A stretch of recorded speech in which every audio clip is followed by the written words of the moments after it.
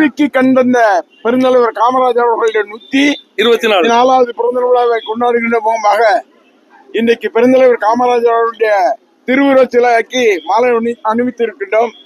தொடர்ந்து சிவந்தி ஆயத்திலான மெட்ரிக் பள்ளியில் நடக்கின்ற பெருந்தலைவர் காமராஜர் அவர்களுடைய பள்ளியினுடைய பெருந்தலைவருடைய பிறந்தநாள் விழாவை கொண்டாடுகின்ற முகமாக அங்கே நிகழ்ச்சியிலே கலந்து கொள்கின்றோம்.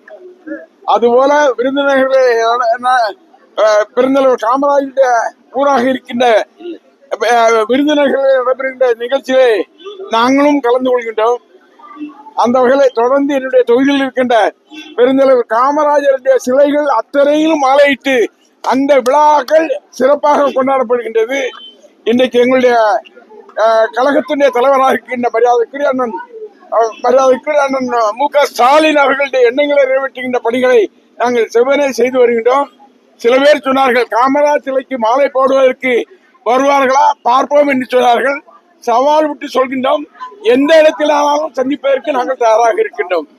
சார், இப்போ மேகதாது அதுல கர்நாடகா அளவீடு பண்ணிட்டு இருக்கு. காவிரி தண்ணி இல்ல, அனைத்து கட்சி கூட்டல. இதை பத்தி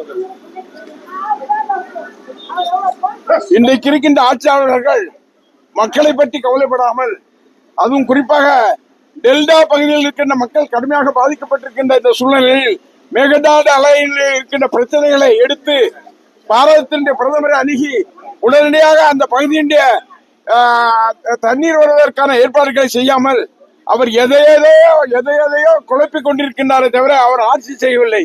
ஆட்சி செய்வது மட்டுமல்ல, மக்களை ஏமாற்றுவதற்கு என்னென்ன வழிகள் இருக்கின்றதோ அதை மட்டும்தான் செய்கின்றார்கள்.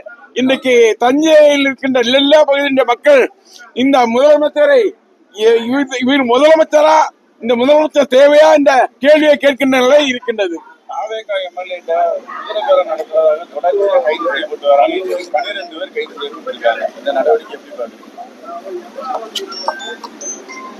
அதாவது தவகாவில் இருக்கின்ற எம்எல்ஏக்கள் இன்னைக்கு இருக்கின்ற முதலமைச்சர் நம்பிக்கை இல்லை. அந்த எம்எல்ஏக்கள் மேல எம்எல்ஏக்கள் திடீரென்று எங்கேயாவது ஓடிவிடுவார்கள் என்ற பயம் அவர்களுக்கு இருக்கின்றது. அதனால் இது போன்ற மிரட்டல்களை ஏற்படுத்தினால் அவர்கள் போகாமல் பாதுகாக்கப்படுவார்கள் என்ற நிலையை இன்னைக்கு முதலமைச்சர் எடுத்திருக்கிறார்கள். எந்த வகையாக இருந்தாலும் சரி, மொத்தமாக தவகாவுடைய எம்எல்ஏக்கள் ஒரு நாள் திறந்து எழுவார்கள். இந்த ஆட்சி கவுளும்.